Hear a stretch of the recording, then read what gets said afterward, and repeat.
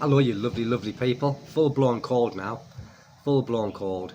But the sun is shining. And we're meant to be having a storm coming. I think it's coming tonight or tomorrow. Don't know. Anyway.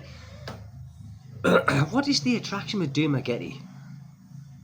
It's Dumaguete, Dumaguete, Dumaguete. That's all what people talk about sometimes. And I just don't get what the attraction is. You know,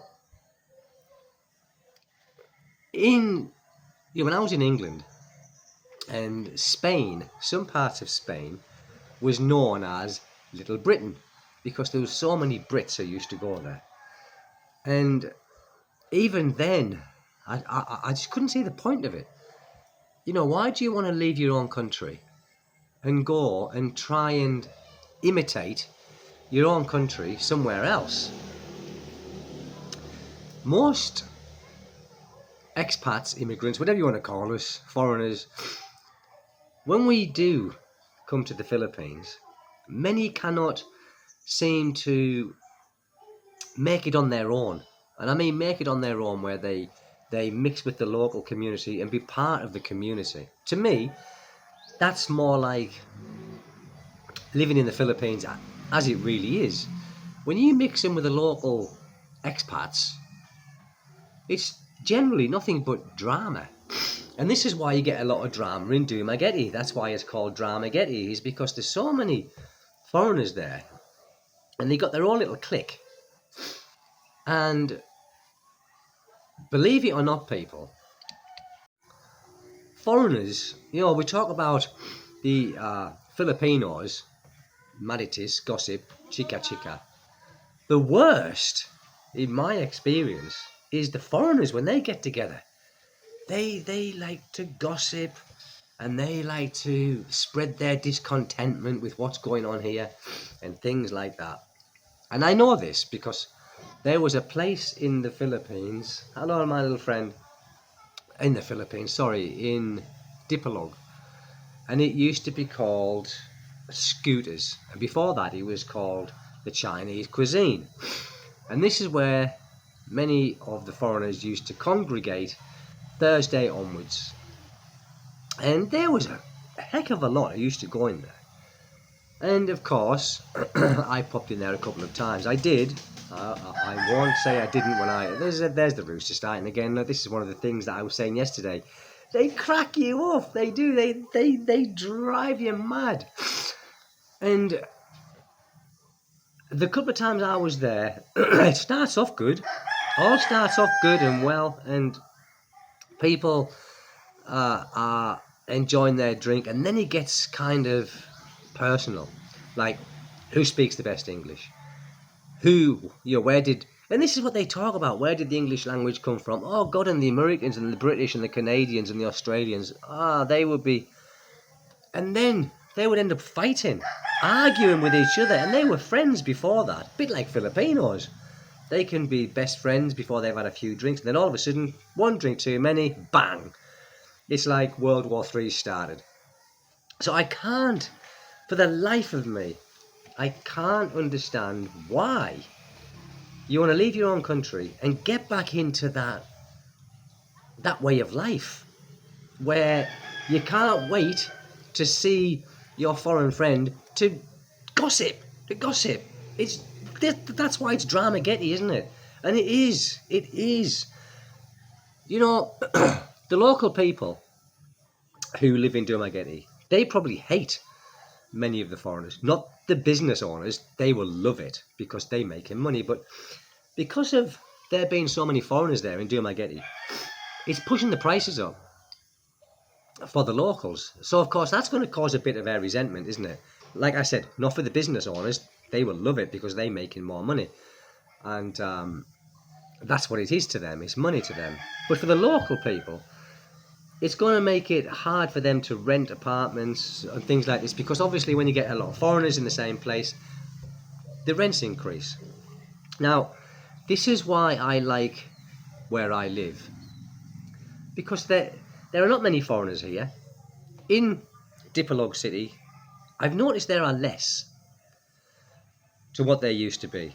There are a lot of new faces, but a lot of the old faces are just they're not here no more. And I like that. And the reason being is because Dipolog hasn't got many attractions. It's a place where, how can I say? It's a place where it's clean. It's very foreigner friendly, but as I said, there's not that many attractions here. There are places where the foreigners do meet. One is on the boulevard, another one is in a place called Mojo Coffee. I don't go there. I don't meet them. And it's not because I'm miserable, it's just I don't want to be part of that clique. I don't want to be in that clique. For me, it's all about living in the Philippines and living the Philippines way of life. And I find that more down to earth for me. I don't want to be around foreigners all the time. I have a few selected foreign friends who I do see on occasion, not often, on occasion. And I like it that way. I'd much rather keep to myself. Family first, in my opinion here. Family first. And I just don't want to get mixed up in all that drama. Because even in Dipolog, there is still drama here when the foreigners meet up together. They talk about each other and all this, and there's a few British people who go there that I know. Well, I know one, British person, and for some reason he's kind of, I don't know. He used to come around and see me quite, regular at one point, but now, no. So something's been said, I don't know what, but I don't care. It's his life. I don't care if he comes or he doesn't come. But it's because of the gossip. They love it. They love a drama. So when we keep saying about the Filipinos love a drama, I think the foreigners are worse. I really do. I think they're worse, and they even fight with each other, just like Filipinos do.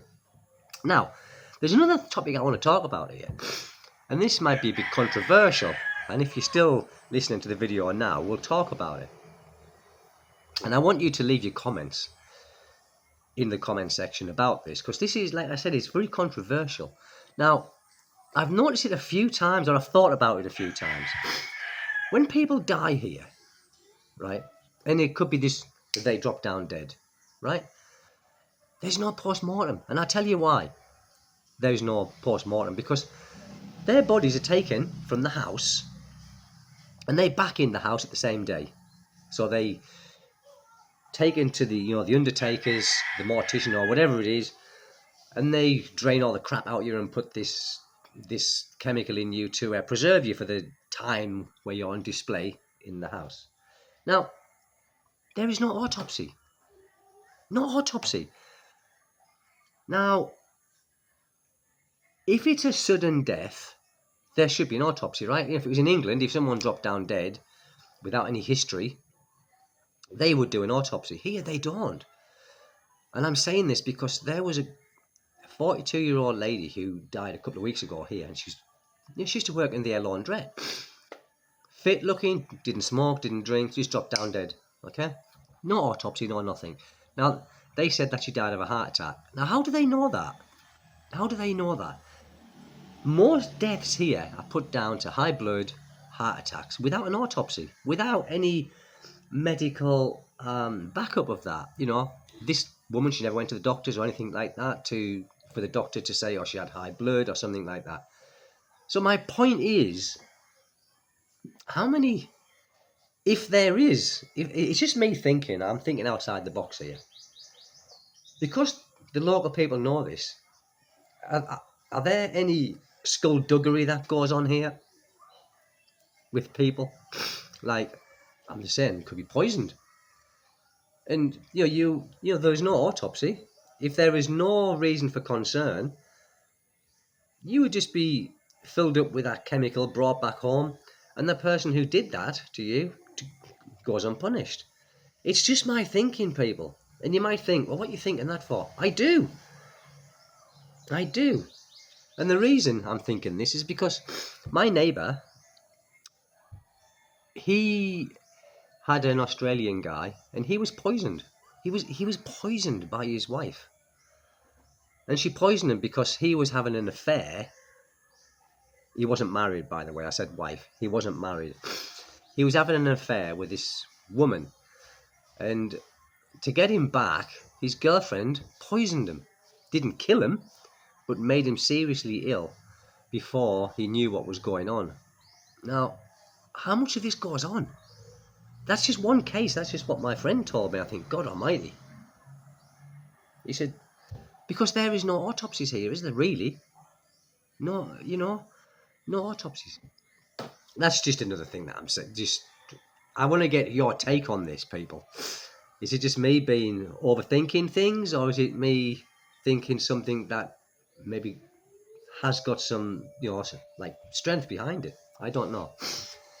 Anyway, people, getting back to these places, where many foreigners congregate and live, like Dumaguete, for an example. I can't think of a worse place. And I'm not saying because it's called Dumaguete, I'm just saying I can't think of a worse place to live, where there is a large community of foreigners congregating together on a daily basis and not living. Why would you want to come and recreate your life that you had in your country? It doesn't make sense to me. Like I said, it pushes up the prices, for the locals.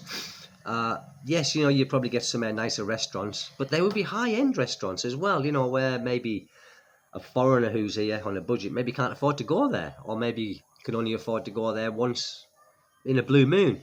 Don't know. It's just my thinking here. Now, that's why I like it here. Now, recently, a regular guy was here. We didn't meet up. There was a few people who said to me,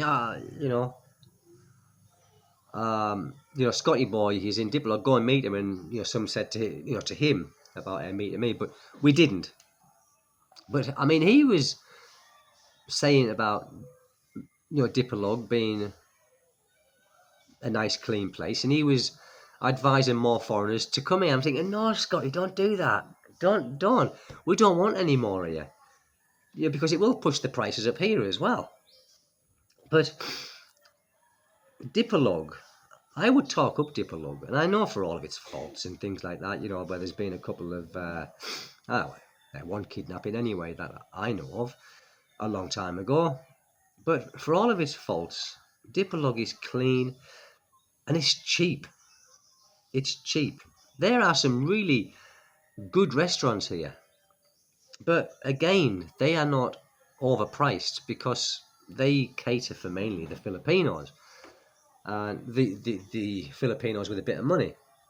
And you get some good quality food in some of these restaurants here. Now, if there was a influx of more foreigners coming to live here, then it would end up like Dumaguete.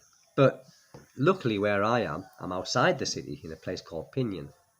And there is I'm the third foreigner that lives in this little place. My neighbour is one of them. Ken is a guy who lives behind the, he's just in Pinion proper. And I like that.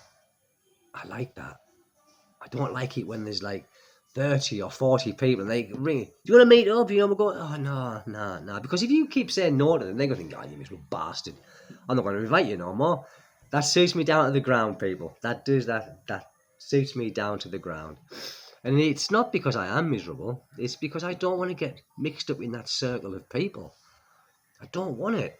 I'm not saying all of the foreigners are gossipy and all that, but all the ones, and what I have noticed as well, when I did used to go sometimes, is they would be talking nice to the foreigner in front of their face, and as soon as he went away, fucking bastard he is, I think, God, you're just talking nice to him to his face a second ago, and behind his back, then you all start talking about him. I'm thinking, I don't want that. I'd rather not be part of that. I'd rather not be part of that situation where they talking nice to your face, but behind your back they diddly. No. I think it's worse in the Philippines with the foreigners than what it is in my own country with the foreigners. At least with the people that I used to mix with in the UK. If they didn't like it, they'd tell you, or they just wouldn't talk to you. I like that. Two-faced is horrible, and stab you in the back. Backstabbers, can't stand that. And that's why I don't mix with people, with the foreigners anymore. Anyway, I'm not very well today. I've got this full-blown thing now, and not feeling the best. But like I said, we're due a storm coming through, here. Now, it is clouding up a bit now, but this morning it was like sunshine, hot. I went for a walk and things like that, but now it is starting to cloud up. But it's still as anything. It's still as still, but this could be the calm before the storm. But I don't think Diplo's going to copy it very much anyway.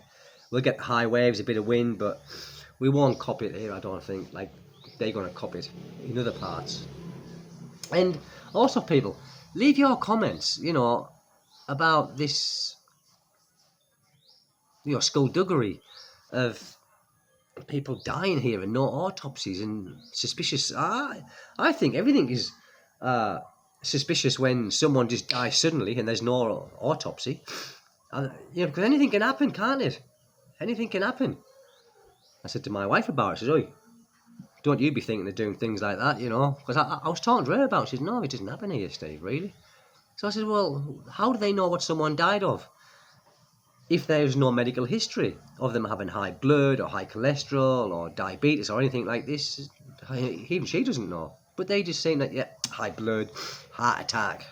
And is it? It might be. But it's guess. They're just guessing. Could be a lot of skullduggery going on here, people. A lot of skullduggery. Mind you, saying that though, there are, since I've been here, living here, there's been a few younger people that have died. And the thing I have noticed is, these people who have died, their husbands, it's normally the women who die earlier. Don't know why, but then it's within a couple of weeks or a month, that husband is with another person. Again, it raises suspicion, doesn't it? It raises suspicion. I don't know. You leave a comment in the comment section below, people, and tell me what you think. Tell me what you think. But anyway, thanks for stopping by, and I'm going to go now, because I do really feel shit, and I've got a fever coming and all. Oh, my wife isn't the best carer. When they say Filipinos are good carers, this one, "You alright? You're not really, babe. Take a mefenamic. Take this other tablet." I'm thinking, I'm watching what tablets you're giving me. I'm watching that. Anyway, people, thank you. Take good care wherever you are. And if you're in the Philippines, watch this storm, if you're in the path of it, try and do as much as you possibly can to keep yourself safe and your property safe.